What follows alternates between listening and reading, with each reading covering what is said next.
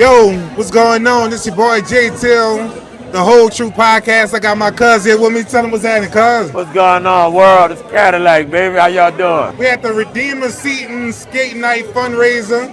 Look at everybody out in the building, having a good time. So, cuz, let me ask you a question. What you got? Let me ask you a couple questions. Okay. If you could talk to the 18-year-old you, what's some advice you would give yourself knowing what you know now? I probably would have made a better choice as far as a career move. Like what? What you got in mind? More or less just the direction that I went when I finished high school. Instead of going to the military, that would have been all the way exit. I would have never did that. You would have never did the military? I would have never did the military. I would have either went offshore, got into the industry I was in, welding, or something like that. I just wish I would have had that bit of information early on. Gotcha. So you would have went a different career route. Definitely. All right. So let me ask you this: what's a red flag, right? When you meet a new person, a new woman in your life, what's one red flag that you see that and you completely cannot turn that off? You out of there. Now for me, I'm gonna tell you, the biggest thing, and for other people, they may not. I just hate a woman that's always in her phone. See, if I catch you when that's something you always, for me, that's a red flag. Hey, what if she doing something important in her phone? Nah, but I mean, it has to come at more than just, if we meeting, you can't be doing nothing that important if we just meet. Yeah. Oh, all right. So you saying first date? Yeah, you be in the phone on the first date. Yeah, there we go. Gotcha. For me. So she can't be checking on the kids or nothing. No, you can check on them. I'm talking about the way you just constantly in your phone. Yeah. Constantly. So if you see that on the first date, that's a wrap. Like if we go somewhere, I take you out, we going, it's supposed to be about me and you. Me and you. So why the phone involved? I put my phone out. I got kids. That's just me though. That's you. Yeah. All right. One last question. What's the New Orleans food that everybody loves that you think overrated? For me? For you. Crawfish. Crawfish. I would say, yeah. For me, I don't even eat crawfish. You don't like crawfish? Not at all. Hey, you about to upset a whole lot of people right now. I understand, but I can do without it, be myself. Give me a turkey neck and I'm good. A turkey. You heard the man. Crawfish, no. Turkey necks, yes. We out here. That's it.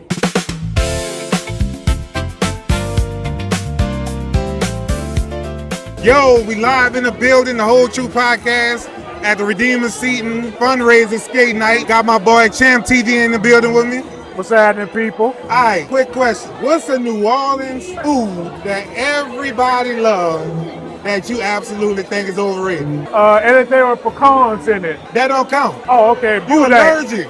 Boudin. So it's not overrated. Boudin. Boudin popular in New Orleans? Hell yeah, it's popular in New Orleans. Man, that's 337, man. No, it's not. They sell that down here too. Boy, you ain't never went nowhere and had no boudin. Where you gonna get boudin at? See? See? That's 337. All right, so let's say praline's out because you're allergic. Okay. Because I remember when you had that allergic reaction senior year, yeah. You turned into a whole mutant. Look, take that out of it. Overrated? Beignets. You don't rock with them? No. What about the glazed joints? Pause. Those are okay. Those okay. Those all right, but so the powders. So you prefer the glaze? The glazed ones. The powder ones, highly overrated. Because it take too much to actually eat it. All right. So you got damn near like y'all heard my man. He prefer the glaze. Oh. Next question. Go back to high school. The year 2000. 18, 19-year-old Champ TV. What advice would you give yourself knowing everything that you know now? Stay in school. Stay in school. Focus on your books. Invest in Apple, Microsoft. Wait, hold on. So let's back up a little bit. You telling the people you would stay in school. What would that look like for Champ TV? Oh, staying in school, actually staying at Nickel State, doing what you're supposed to do, which is actually do the schoolwork instead of staying up till 2, 3 o'clock in the morning, knowing you got class at 8 o'clock, but still wake up at 10, 11 o'clock in the morning just to go to lunch. If you stay in school, where do you project yourself in 2026? If you could rewind that whole thing back and go to school and finish in a degree, with a degree in what? And where do you think that would evolve you to right now? I would have got a degree in secondary education. It will allow me to teach anywhere in the state, and I would have been a high school football coach. It's not too late, brother. Oh, I know it ain't too late. I just gotta get my foot in the door. So we learned that he would do secondary education. We learned he preferred the glaze. Last question. What's a movie or an album that was wildly popular when he was in high school that you thought was trash? G-Code. Oh! Only because coming from 400 degrees, you're expecting another 400 degree album. And then you listen to the G-Code like, well, damn, where the magic went? Where that spark? It wasn't there to me. But could you really do that twice? Can you really do 400 degrees twice? You could try. You can try. It's like he didn't even try. It's like he just put that out. Like they just told, hey, you gotta put out another album at 400 degrees. What, a 98 or 99? 99. 99? They said, look, it's hot. You hot right now. Put this out. They were like, That to me, it was So we 2 for 2 right now. Okay. He's gonna upset a lot of people with the crawfish. You're gonna upset even more people with the G-Code. So, hey, we off to a rough start tonight, but we rolling the Whole Truth Podcast. The Whole Truth Podcast up in the building, Redeemer-Seton Skate Night fundraiser with my boy Frank. What's good with it, baby? What's going on, brother? Yo, What's what's something that really mattered to you when you was in high school that you realized was not important? Probably all that pressure, your parents wanted you to do well and excel. And it was like, of course you want to do well and excel, but just the thing of, telling me I had to get into like the top Ivy League schools and stuff. And I didn't end up going to Ivy League school, but I still got a good education. Going to a school in state. I didn't have to go to anything like Harvard or Yale. LSU was fine, UNO was fine, Southern and Baton Rouge was fine. So you felt a lot of pressure coming up. Oh yeah, definitely. Man, my mom was one of them moms when I was a little boy. She told me B stand for I'm gonna beat your butt. You come on with B, so I was scared to come on with anything other than A's. So I had all A's all the way to college. What? Yeah, man. Boy, let me tell you, a C in my household, block party. Straight up. Word? A C, block party. Yeah, nah. Block party. I didn't make a seat till college, and I was scared to bring that home. And she was like, "You're a grown man. I just told you that to get you through school." So she was bluffing the whole time. But I understand, what she was trying to do. But it was like, it wasn't that serious. Like a B was fine. We got kids. My kids make B's, and it's good. Gotcha. So outside of that question, what you think about this event tonight, bro? Seeing all the beautiful people out here, all the people we went to school with. How you feel about that? I love it. I love everything that they've been doing and everything that they've been putting together for this reunion, because it's a lot of y'all I haven't seen. Like you, for example. We talk a lot, but it's through social media. I hadn't seen you until the reunion, and we hadn't seen each other since the day we graduated. Right. So it's beautiful just to see everybody get together, and all the camaraderie, seeing familiar faces, and getting to reconnect with people and, making business connections and just lifetime bonds. We all family. So it's good to be around family. Absolutely, brother. Then one last question. So you talked about the pressure that you had in high school coming up. Yeah. What would the Frank today tell the 18-year-old Frank? What advice would you give yourself coming out of high school? Have more fun. Get out more. Be a little more socially outgoing. Because I stayed in a lot. I didn't get to go out like y'all went out and had fun. I was always at home studying. Just I have didn't fun. go out that much. I didn't go out that much. Word? Nah. Dad. It didn't get the chance. But yeah, just have fun, man. Life is about fun. And you got to have fun with life. Thanks. Appreciate you, brother. Anytime, man. All love, Whole Truth Podcast. Whole truth. Yo, this the Whole Truth Podcast. We live at the Redeemer-Seton Reunion fundraiser with my boy B. Simon. What's good, baby? What's up, baby? How you doing, man? Good, man. Good to see you. Man, you doing a lot of things. You always dapping, fresh to death. Tell the people what you really got going on right now. Yeah, so I go by Simon, right? Simon Says is the name. So I got networking events. Actually, I'm bringing them back to the city. All the information that I have learned. I'm a financial strategist, by the way. So we're talking about building wealth. We're talking about building portfolios. We're talking about retirement. If you don't know about money, it should be a real conversation now. So that's interesting, brother. And how did you even get into this? Man, great question. So I lost my pops 4 years ago, right? He had cancer and he was a long-term care patient. And so one thing that we don't know about protecting assets is putting some against the wall so that you can pull from. That's something that needs to be taught, but that's one thing that you should have in your back pocket. Because if you have retirement, savings, checking, you don't need to pull from the money that you have. So now you have to what? Use something else. Insurance is not the benefit for you. So you need something supplemental. And so for me, I've been looking for something else to actually help people with. I've been a personal trainer. I've been a health consultant for 18 years. So as I still look the way I look, I said I need something else to help people with. My brain went off when my father passed because I had to learn some idiosyncrasies about life. That's a real thing when somebody actually transitioned. And from there, the light bulb went off, financial wellness was a part of me, and here I am. Man, so right now there's somebody watching, some of our classmates, some people we love right now. What's some advice you would give them in the financial stratosphere? So right now, we look at budget. A lot of time we do a lot of spending, frivolous spending. It's called a lock-take factor. If it's Starbucks, McDonald's, we don't really eat that no more. But a lot of times we just waste money on the things that doesn't really appreciate. So now 20, 30%, you get a paycheck. What are we doing with 20 and 30%? If you're not in that position just yet, you got to start somewhere. Start to even put cash in your hand and put that to the side. As you develop a sense of a system, now we start to put that in position to really invest. As you invest, now the money should start to work for you. We was taught to work hard for the money. Ideally, the money's supposed to work hard for you. But if you don't know how to do it, this is when you come and see me. My job is to educate you. My job is not to take from you, but to build better habits. That's deep. That's heavy. That's heavy, brother. Yo, but we're not going to let the people forget that you was a hooper, right? Let's do it. So we about to do this real quick. And you're going to tell me why.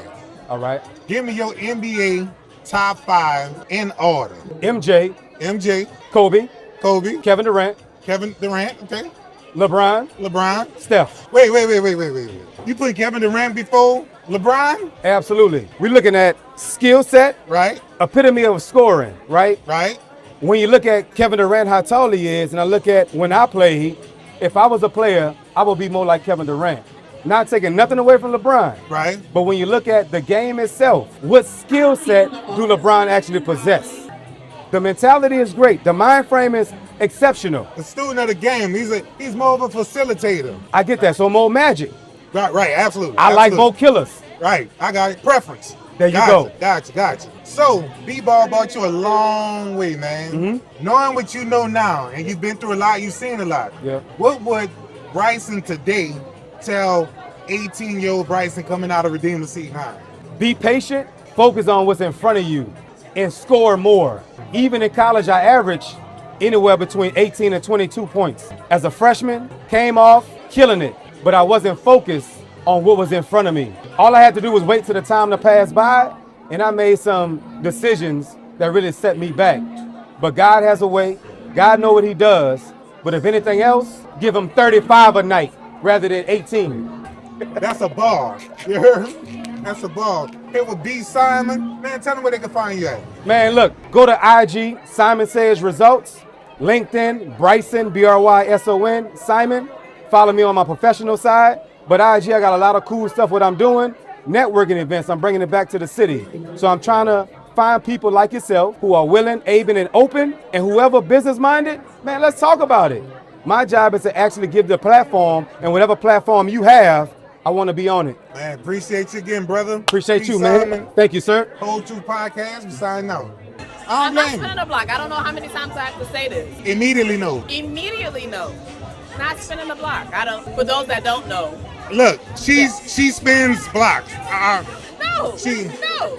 It's in her bio. If you go on her Instagram bio, it says I spin block. Anyway, my sister in liquor. My brother in liquor. How are you? For those who don't know, tell them who you are and what you do.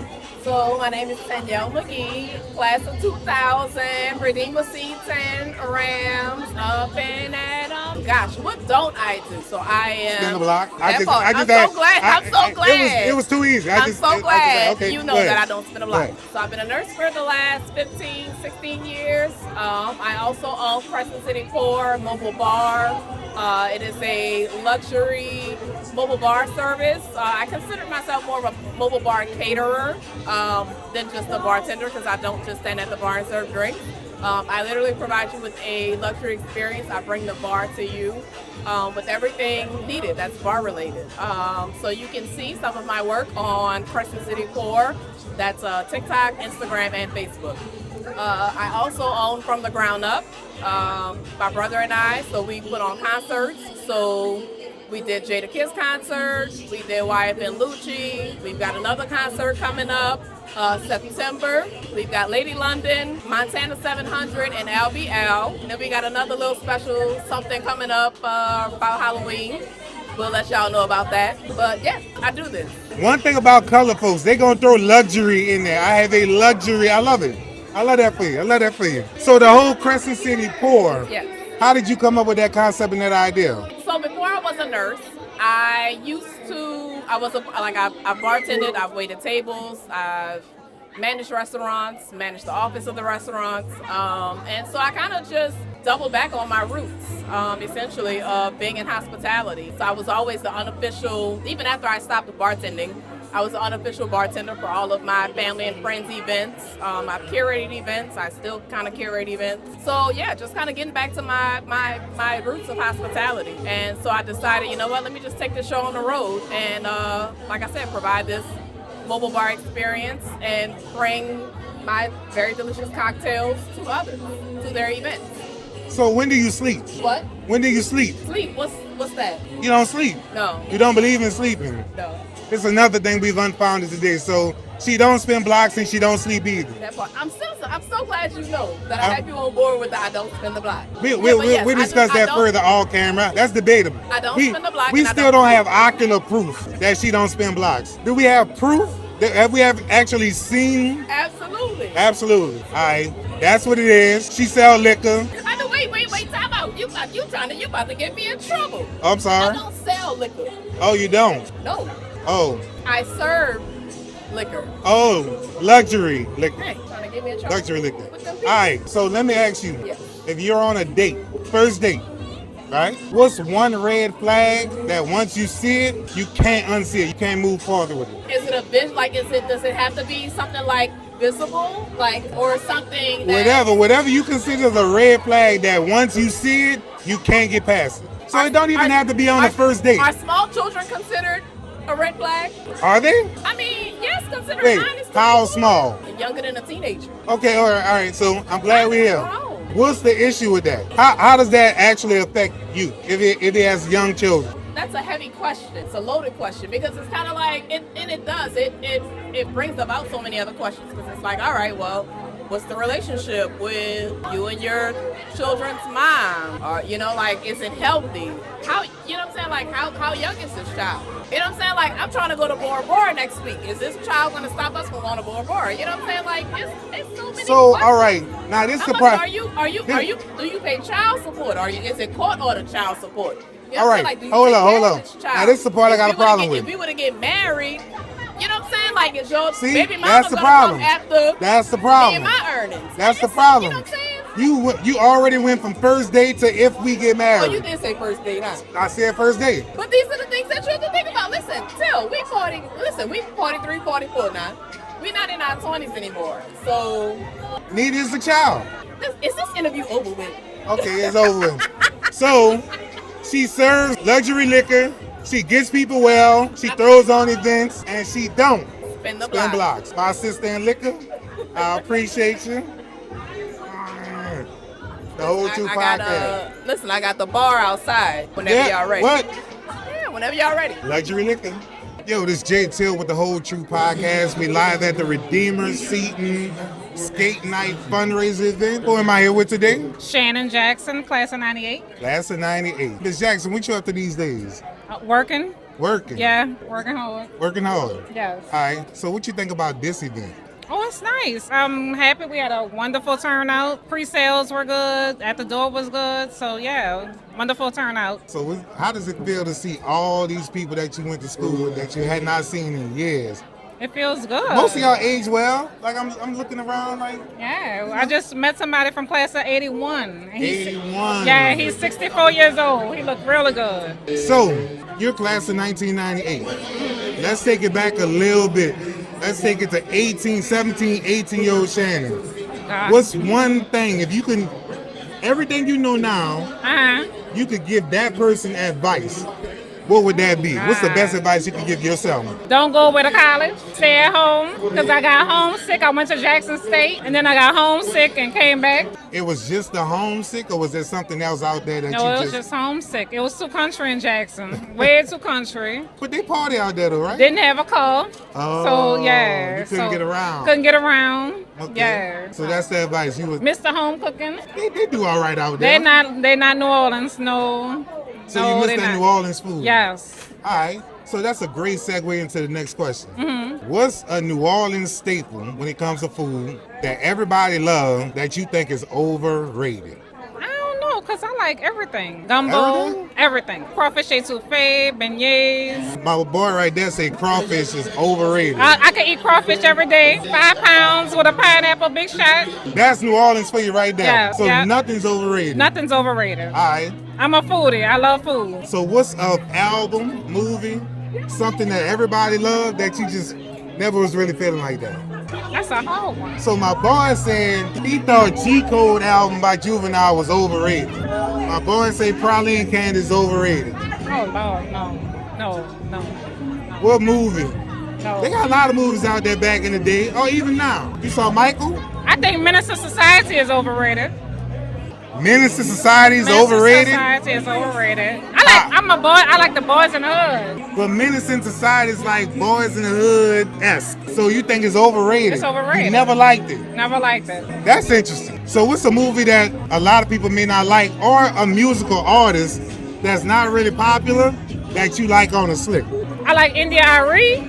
That's not, I think a lot of people like N.R.E. Yeah. Like me on a slick. I don't want nobody to really know. I listen to Kenny G all the time in the car. I listen to Madonna all the time. Really? Yeah. What song? Like a Virgin. Why? I'm just trying to figure out, I'm just trying to figure out why. I just like her music. You like the music? I like the music. Like the yeah. music. Well, we learned a few things today. So before we sign out over here, beautiful event. A lot of people seeing people for the first time. I haven't seen you in a long time since the reunion. Yeah. It's first time. Yeah. Probably since you graduated. Probably so. What do you miss most about high school? The camaraderie, the dances, the talent show, going out to the autocrat, just hanging with my friends, and most of them I still hang with. Really? Yep. That's dope. Y'all a tight-knit class. Yeah, Y'all very tight. Well, we learned a few things from the class of 98. We learned that the Menace to Society is overrated. Overrated. Class of 2000 would have never. We signing out.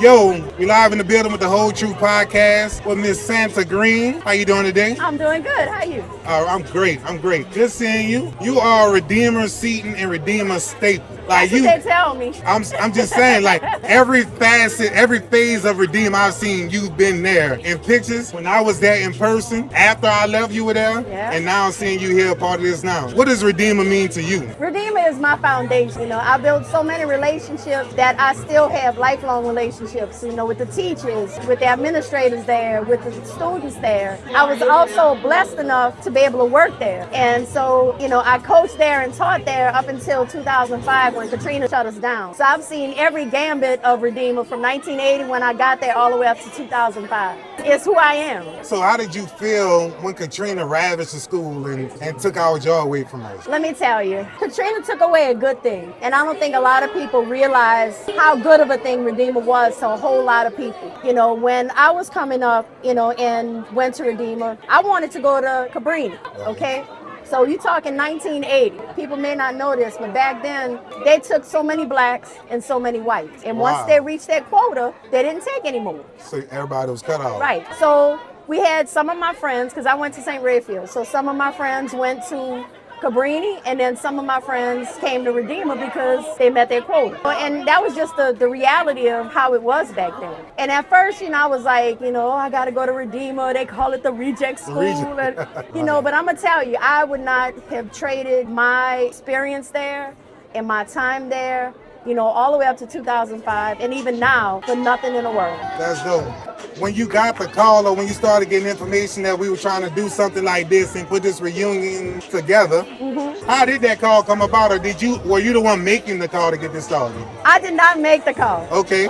Brandy and Lamont reached out to me and said, Coach, we need your help.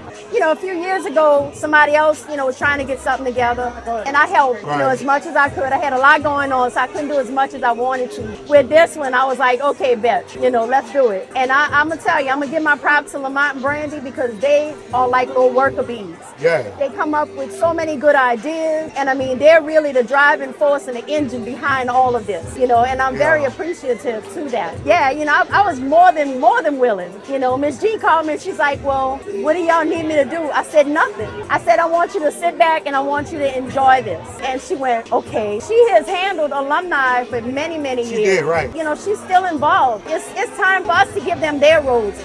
Coach Schmidt, Miss G, Miss Mitchell, you know, Coach Holmgren, so all of them. So it's time for them to sit back and enjoy what they created and what they did. What's one thing that you really miss about Redeemer High School? Y'all.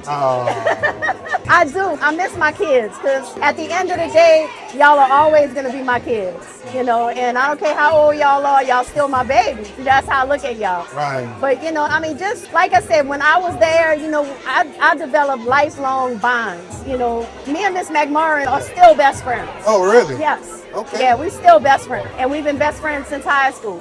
But I definitely miss the family atmosphere and the family that we had, because we all family. All family. Well, we miss you too.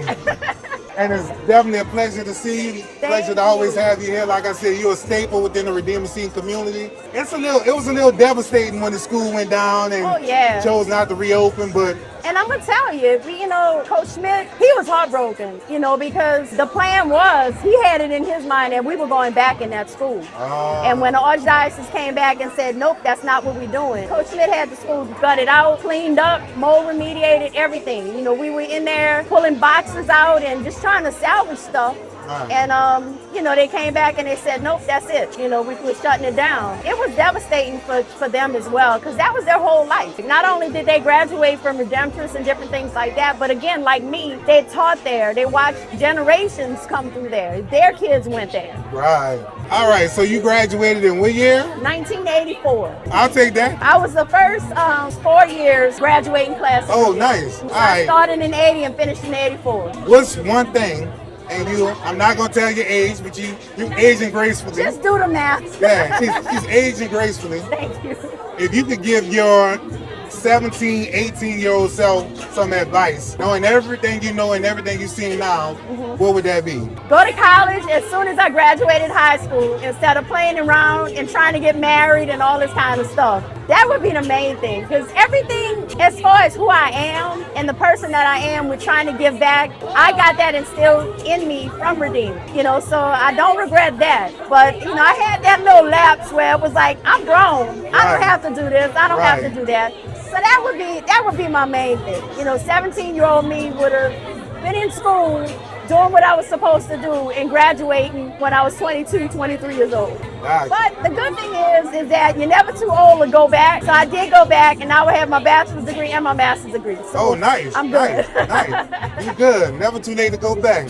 Any parting words for the Redeemer-Seton alums that's looking right now? Talk to them about the reunion. Tell them how much we need them to participate. Oh yeah, absolutely. Let me tell y'all something. This has been a firestorm, you know, from day one. You know, we started out with this vision of what we wanted to do and how we wanted to do it, and it's just been like a tumbleweed rolling in the desert. It's just picking up traction as we go. If you did not hear anything, you know, hear it now. We had a ball this past reunion, you know. Only thing I'm gonna tell y'all, please pay your money on time. Please. You know, we got cutoff dates. Pay your money on time. Trust me, we're gonna have another ball again, with or without you. I love y'all. Love y'all.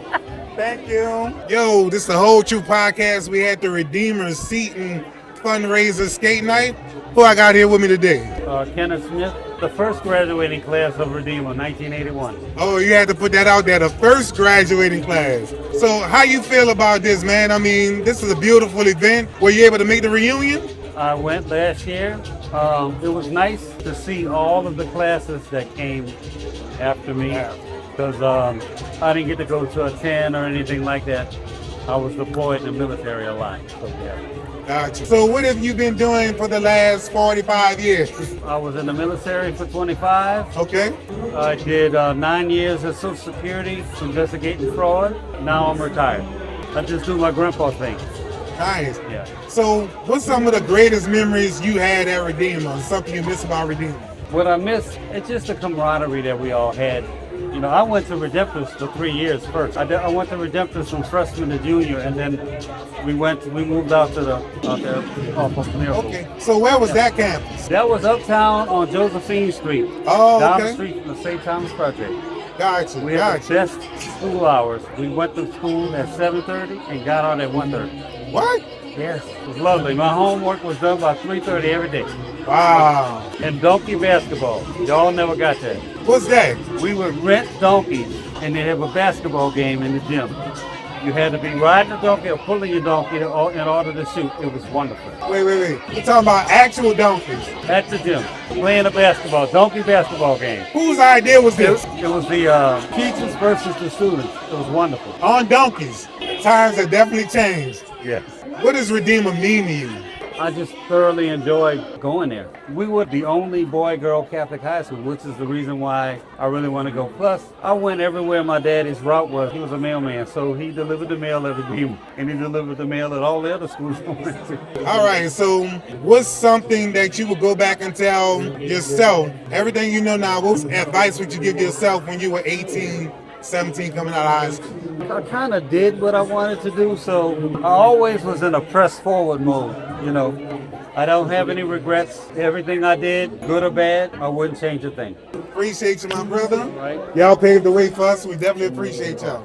All right, the Whole Truth Podcast at the Redeemer-Seton Skate Night Fundraiser. Who do I have here with me today? You got Elsie Lindsay. How are you? I'm great. How you doing, man? Good, man. And what class are you from? The mighty 83. 83. That's right. The greatest class to ever come out of Redeemer High School.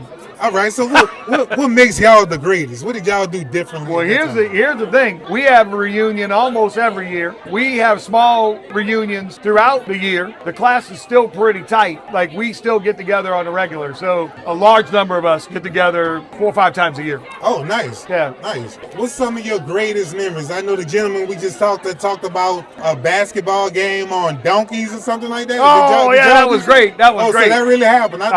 The faculty versus the students, and they rode on donkey back. That was amazing. Oh, real donkeys. I don't remember when they stopped doing it, but they did it while I was there. Wow. Yeah.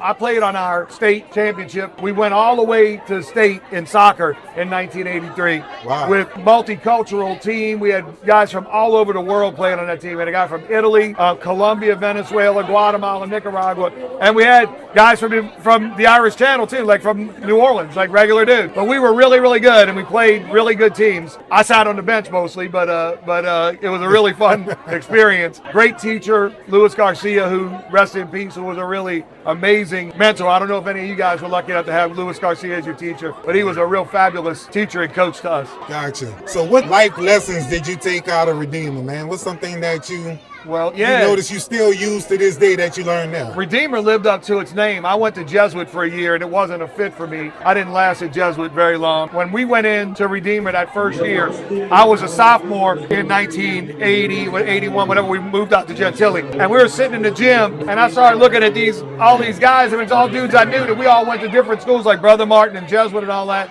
And we ended up getting redeemed at Redeemer. We were all boys that got kicked out of our first school and went over to Redeemer. And it gave us a second shot. Really, truthfully, I learned a lot, enough to where I had a teaching career for 35 years in public education. I just retired last year. I learned a lot. I had some wonderful teachers, and I taught mathematics, middle school and high school for 35 years. Everything I learned from Redeemer High School. Wow. All right, I'm gonna ask you one non-Redeemer question before we get out of here.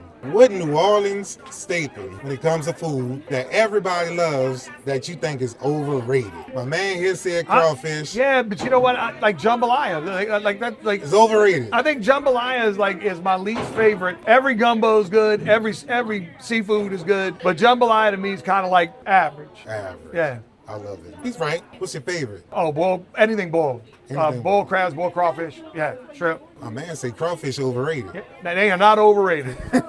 live somewhere else. Live like I did for 20 years in Asheville, North Carolina, where you can't get any seafood. Nice. Right? And when you come back here, you'll appreciate it. Nice. Man, I appreciate you taking time yes, sir. to talk to me. Yes, sir. The My Whole pleasure. Truth Podcast. Yeah. And y'all.